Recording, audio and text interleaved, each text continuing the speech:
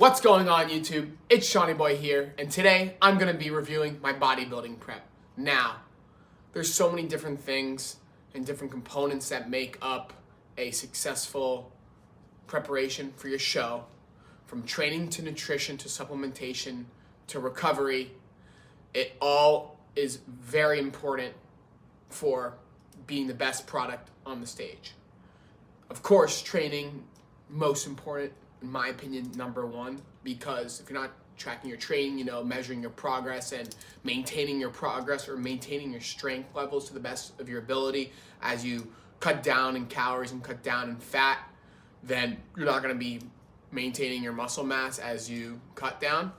And then everything else, builds up on top of each other. Of course, nutrition, got to keep the protein levels high, maintain the muscle mass, you got your recovery, keep the stress levels down, because then that messes with your hunger, that messes with your sleep. Sleep, of course, gotta rest. Your body recovers, grows during recovery, but also maintains its size during that period, of course, and you don't want to have those extremely high levels of CNS fatigue and cortisol levels. You don't want that. And of course, you're bound to have some bad nights of sleep on this cut, just because you're really dialing down your calories. You're taking proper micronutrition out of your diet and sacrificing that with low calories to be absolutely diced on a stage, or, of course, you know what I mean, proportional, everything. And then there's supplementation, if you want to get into that, if you're not eating a well-rounded diet. And yeah, and recovery mechanisms, different forms of, active cardio or lifts. You don't want to burn out through running with all that joint and tendon stress when you're really about to hop on a stage with such little calories, right? Swimming's good, getting your steps in, 10K. Anyways, let's get to the point. So for the training, before I was doing, working out 5 days a week on a certain split and doing like minimum 18 to 22 sets a workout, a lot of them till failure. So it's about 3 sets on everything. I cut down to 2 sets on everything, all till failure. My calisthenics, which I'm a big proponent of due to the tendon and strength, mobility, and the benefits that you get for just your tendon and ligament strength in general from the lifts, and you get really strong all around, and upper body mobility and coordination benefits as well. But I kept those at 3 just because I love them, and as you get leaner, the calisthenics become easier, and it became light work for me, so I just kept on doing it, even at the high volume. And towards the end of the cut, right up close to the show, I took out a couple, not took out, but I drastically dialed it back, my barbell lifts. And if I did do my barbell lift, I do it at the end of the workout. So it wasn't just like a strength compound lift. It was more like isolation, hypertrophy focus, because I do some like calisthenic or machine work before and earlier in the workout. So when I hopped on the barbell, the thing that was working is my muscles, not my CNS or just all-out strength, And I wanted to really just be cautious, because when you're dialing down your calories, you're in a crazy restriction. So you got to be careful your barbell lifts, especially that lower back, which is really sensitive. So you got to be careful when you're cutting down with the barbell lifts, especially. So you just have to experiment. There's no clear-cut way. It's all experimentation. We all have our different approaches to the way we go about our routine. So towards that last month, I really cut back and changed the placement of the barbell lift in my routine. Next up, and for my lifts, everything pretty much stayed the same, other than that, with my dumbbells, some different machines that I had available to me, it's good old Smith machines, some hammer strength equipment, all do the trick. But the calisthenics, mandatory. Same with barbell, but like I said, moderation and know your body, know yourself. So with nutrition, the deficit cut down over time, of course. I actually started my cut pretty early. I started like cutting back on food intake, like 20, almost 20 weeks out, damn near 5 months out, I started like adjusting my diet just to experiment a little. But I really started tracking heavy around 4 months, so 16 weeks out. And yeah, so I gave myself enough room to really change my diet, because this was the first time real shredding experience. I've cut before, done mini cuts, I've done some other long cuts, but this one was a shred for a show, right? So I started early, you know, best comes prepared, right? Can't come unprepared. So I started early and I did well, and I had the physique I wanted, and I did well. So I was happy with that. Anyways, the high volume, low calorie foods, mandatory. You got to get in those strawberries, the melons with all the vitamin C and potassium, and salads, lots of greens, especially when you're cutting. It's good. The micronutrition is essential for cutting. You can't just have your chicken, broccoli, and rice. Number one, chicken is a shitty source of protein. Excuse my British, but there's like no micronutrition in that, and it just leaves you feeling bland, you know? There's just not a lot of benefit other than getting your protein, bro, you know?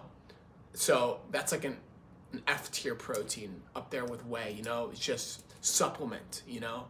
There's no real growth stimulus in that. You know, you got to stick to your seafood, your red meats, and your dairy with the calcium, the B vitamins, and the omegas. They keep you feeling great and smart and sharp while you're cutting down in weight. You know, many people just focus on those calories in, calories out, which damn is right, but that micronutrition is that's right there with it, hand in hand, because you want to feel good on your cut. You're not just going to rely on some multivitamin with artificial dyes and seed oils. Hell no. You know, who knows? There's like what? They put like 5,000% of B12, like way over your daily limit, and then it's just all coming out in your urine, which is just excessive and redundant, and you don't need it. So have a proper whole food diet, high volume, low calorie foods, you know. You could get really good lean cut steaks. You could find top sirloins, ground venison, very lean from Force of Nature or select areas in Whole Foods or whatever. 96% lean ground beef if you want. Salmon, fish, white fish, cod, halibut, tuna. Tuna's actually not that high in mercury. It's the swordfish that really gets you, but everything in moderation. But still, the micronutrition on it is amazing for you. Shellfish is great. Yeah, dairy, yogurt, cheap. Throw in a little bit of nut butter, super good. Keeps you feeling good. Calcium, great for the bones, especially while you're cutting, and also the calcium ions are essential for the pump, so you got to get in your dairy, because, you know, milk's a great muscle building food and has a lot of growth hormones and growth factors, but it's a little bit more on the higher calorie side and lower in protein than yogurt is, which is way higher in calcium, so get your yogurt in. Yeah, you could find a lot of different types, but yeah, those high volume, low calorie foods that just really fill you up, that high protein.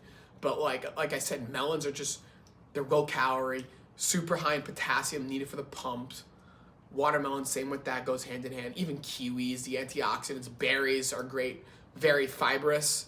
You know, they fill you up fast and low calorie, and then you don't want to eat more after. Even you could have it in the night. You know, they say, oh, carbs before bed makes you fat. No, bullshit. Have your carbs before bed. They'll keep you feeling good. And excuse my British again.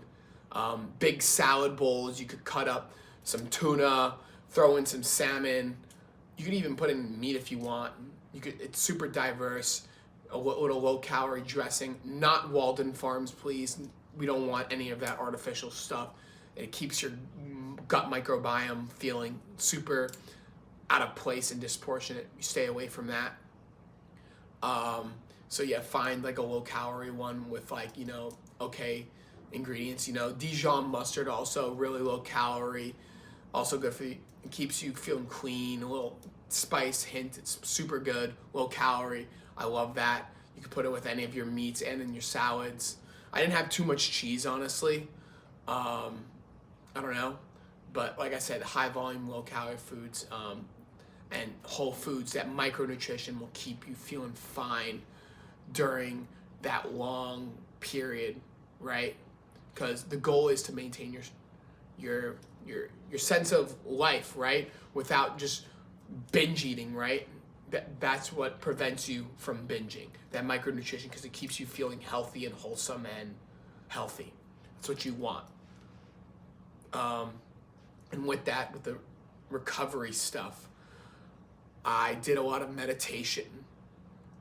Meditated like at least 5 times a week, especially on my rest days in the morning, to keep me feeling sane. But on my training days, I do it a little bit in the morning right before I lift it to keep me really focused, and also stress levels down after like potentially a bad night of sleep. Just keeps you feeling sane, you know, and conscious and aware. Highly recommend. And then steps, make sure you're getting your steps in, your list, your low intensity cardio. You know, walking, they say, is almost the best form of cardio just because it promotes active recovery. You get a nice little high if you're getting thousands of steps a day. I was getting in at least 10,000 a day. Sometimes I'd go under, honestly, but still promotes active recovery. It's good for the brain. You get the endorphin rush. You need it. You can't just sit around all day. And when you get really lean, you're not going to actually want to get up because you're so depleted. Like your glutes start feeling sore sometimes, and you just like, you get like stuck or couch stuck. You know what I mean? So you really just gotta be cautious and get your steps in. Sunlight especially is great, obviously, for circadian rhythms and whatnot, and sleep. But like I said, keeps you feeling sane. That vitamin D3 is essential, and it really regulates your stress levels. Also grounding, you know, going into nature, going on walks in the park, but just spending time in nature, the green and the ocean, the sea life is all good for the brain. You know, I was down in Florida for my show in Tallahassee, and I was going to the beach multiple times a week, going into the ocean, swimming. Right after my lifts, I'd bring my lunch with me, get whatever I have, fish, salad, berries, and only just have that at the ocean. Go hop in, swim, get my sunlight, stay there for hours, come home, have my dinner, go to bed, next day repeat. It's like it's a loop. It's almost like a repeat. It's like a record player.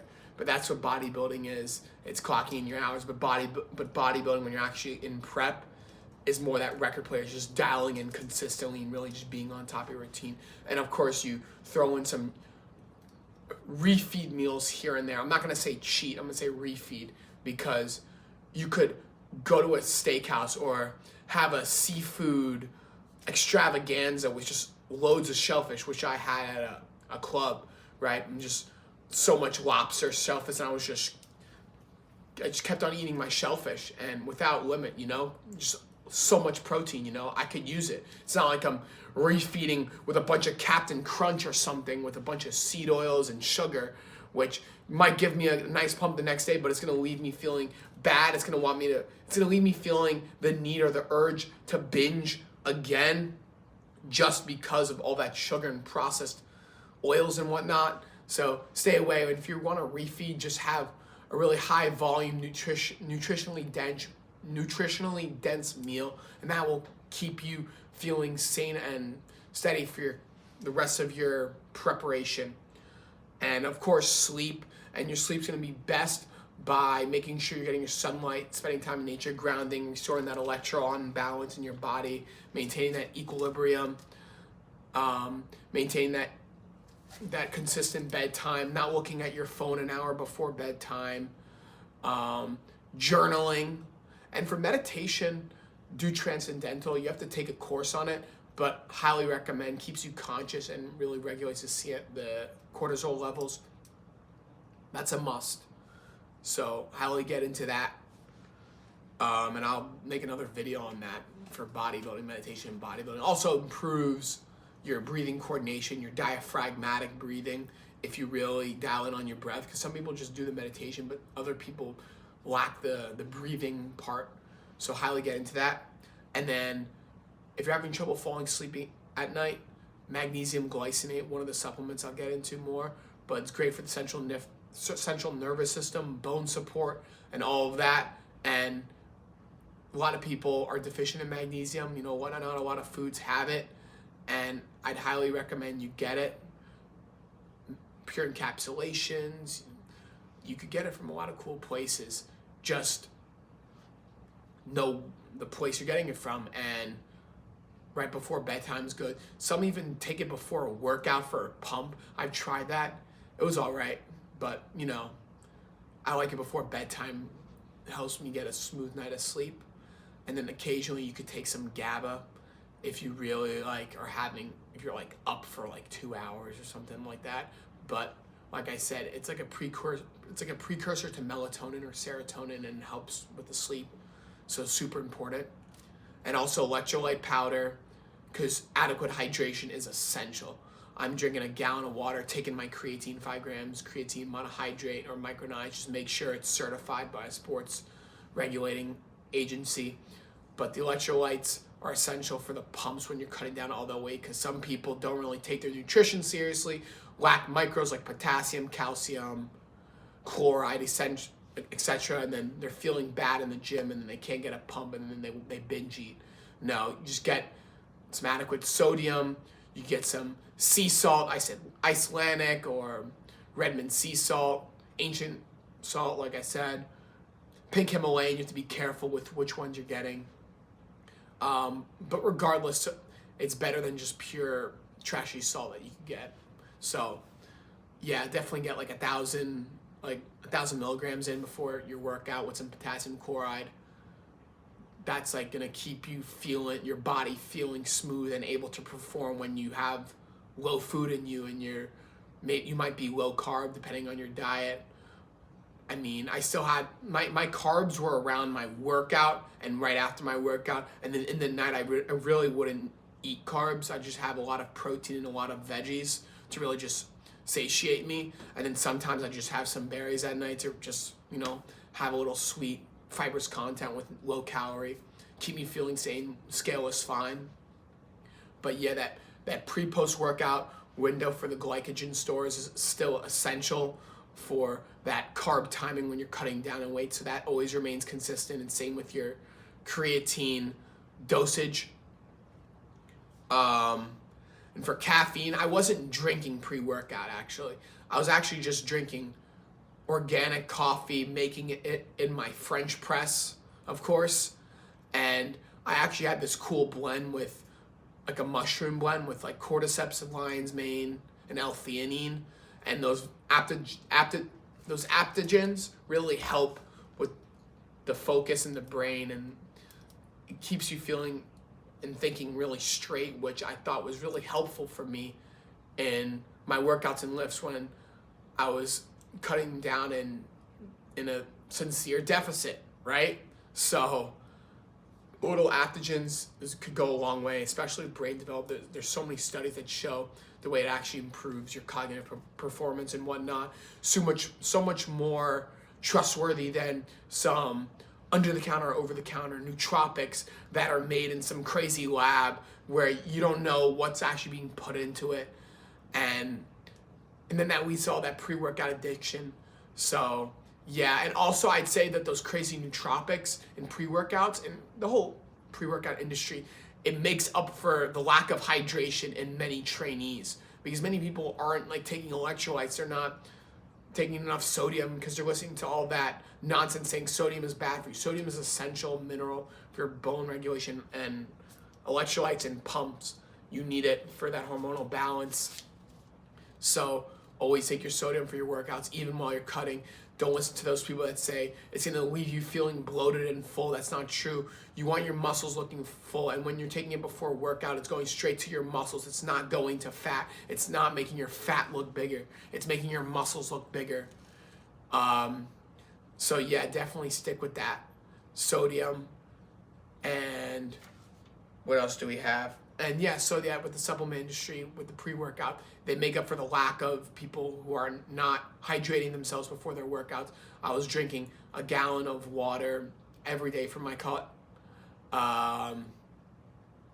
And I was always having a half gallon of water before each workout. I work out in the morning around 9 a.m.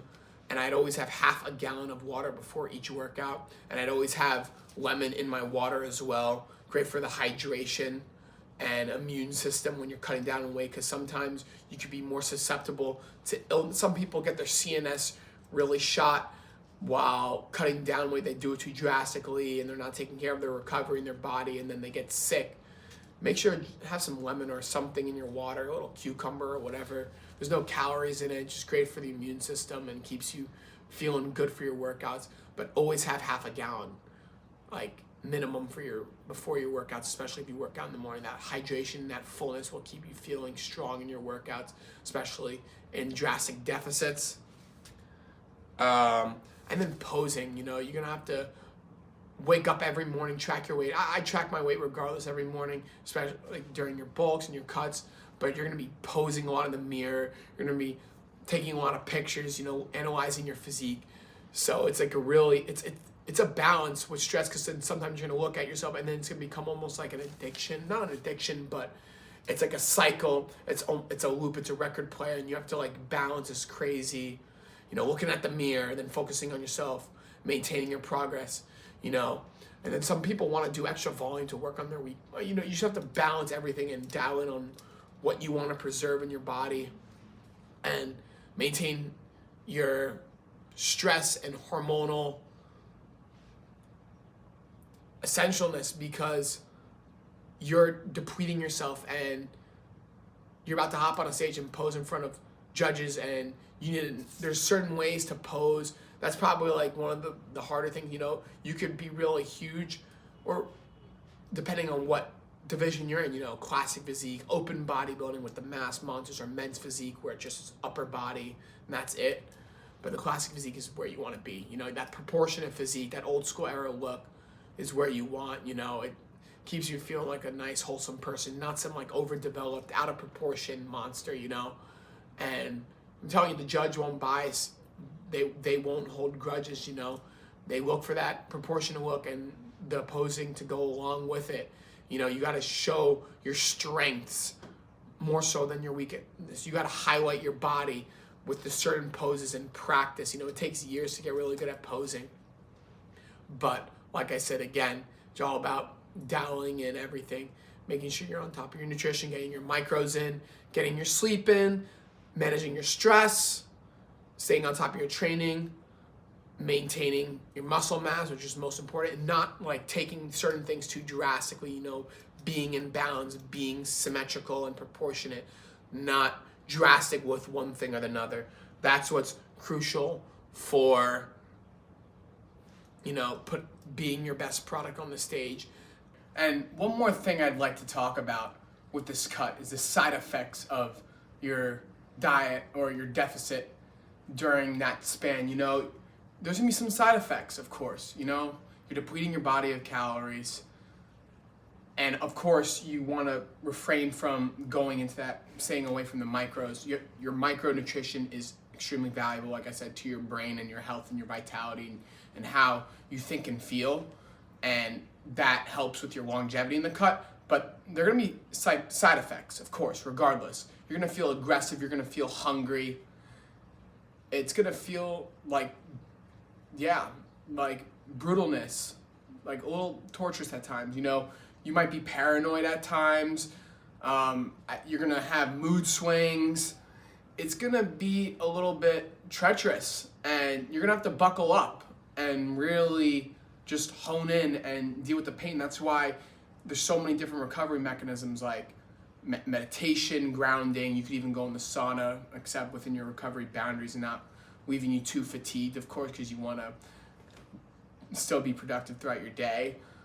But you're going to be very aggressive, and you might feel just paranoid because you're low on energy and everyone else is, eating a bunch of carbs and just eating way over their caloric body total daily energy expenditure, and they're just super energized, and you're just low on blood sugar at times, and you're just gonna feel like in the moats. So buckle up, and you'll have to really manage yourself and really just take it easy and not overstimulate yourself.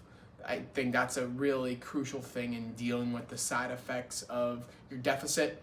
So recognizing that these things come about is important, because it all starts with awareness to really thrive at something, and being prepared. Being prepared wins battles. The man who was never prepared never ended up winning. So you got to be prepared and be aware of what's to come. And some people may say, oh, I'm very low libido. You might be slightly lower in your sexual arousals and eagerness to engage in intercourse, but you're not going to be just completely abstinent and not wanting to engage in anything. That's wrong. You might want to still engage in stuff, but you're going to realize that, hey, like, I'm not going to be able to like eat good food or go out and order in with a partner or whatever. You're going to have to eat your meal prep, right? Calories are important, and when you're with someone, you might want to get food, and then that becomes an issue, and then it's just like, so it really depends. But that whole sex drive, being completely out of it, that's not right. You're gonna still have your sex drive as long as you're eating micronutritionally dense food. You'll be fine. You're just gonna be a little bit lesser on the energy, of course. You might not have a longer session as you usually might have. You're gonna have less energy, and you might have less orgasms. But you'll still have some sex drive, and you might want to make use of it when you get those extreme turn-on or those slight turn-ons, but they're going to be slightly less. Of course, you'll be able to notice it, but you're not going to not have anything. You're still going to have some drive. So don't worry. Don't listen to all that nonsense on social media and Reddit or whatever. And of course, you could do your best in remaining and like somewhat sexually, like still having that libido and abstaining or not getting too aggressive and refuting a little bit of the side effects by actually eating well and taking care of your body and mind. So please be in sync with your body, mind, nutrition, and eating dense, really high quality foods. That way you could feel your best and still perform while shedding your body fat. And I will conclude with, there's no body archetype. Anyone could be a bodybuilder. You just have to have enough muscle mass, some years of training experience, and a shredded physique or a curtailed physique that has enough muscle development and low body fat percentage, right? Pretty low. You're gonna have to be below 10% at least. Yeah, way below. You're probably around like 5-8%. Some people go below that, want like some crazy bone physique, but that classic old school like 80s, 70s look with that golden era standard look from typical old school golden era bodybuilding, like that 7%, 6% look, 8%. That's gonna leave you feeling fine. Everyone looks a different way at those low body fat percentages. Everyone looks unique. Everyone has their own bodies. Everyone has their own anthropometries. Everyone has their own anatomy. We all have different fat percentages and distributions when we're cutting down in weight. One may lose fat in his chest faster than he does in his legs, and someone else may lose fat faster in their back than they do in their chest, or they lose fat faster in their abs than they do in their legs. Everyone has their own body and their own unique processes. We all have to listen to our bodies, be intact with ourselves, not overstimulating ourselves as well. You're going to want to be really low-key on your bodybuilding journey, or during your prep especially, because there's so much stress, and you're wondering about your physique. Am I lean enough? Did I lose muscle mass? My lift is going down. Oh no, what should I do? Meditate, and reading as well. That was another thing I forgot to mention for my recovery. You have to keep your mind occupied. You can't just be scrolling on social media. Social media is purposely designed to make you mad. They put out things that you don't want to see. They put out things that you want to see. They advertise. They curtail your whole feed. You're not gonna watch too much YouTube. It's gonna overstimulate yourself. You're gonna want to really dial down that stress. Just be one with yourself. You're gonna want to read some fiction, some fantasy novels to keep your mind out of the box and trying new things and experimenting with your diet. You know, and like I said, those leafy greens are essential. You have to maintain adequate micronutrition and electrolyte balance, and that potassium especially. Definitely be on top of those micros, dial in your recovery and stress, be on top of your training, dial down your volume, be precarious with what lifts you're doing, and stay on top of those stress and nutrition and training, and you'll be good to go. There's no body archetypes. Anyone could achieve an amazing, beautiful, natural bodybuilding, classic physique look. You just have to develop your posing, you have to do the right lifts, and you'll be good to go. Have a great day. Cheers.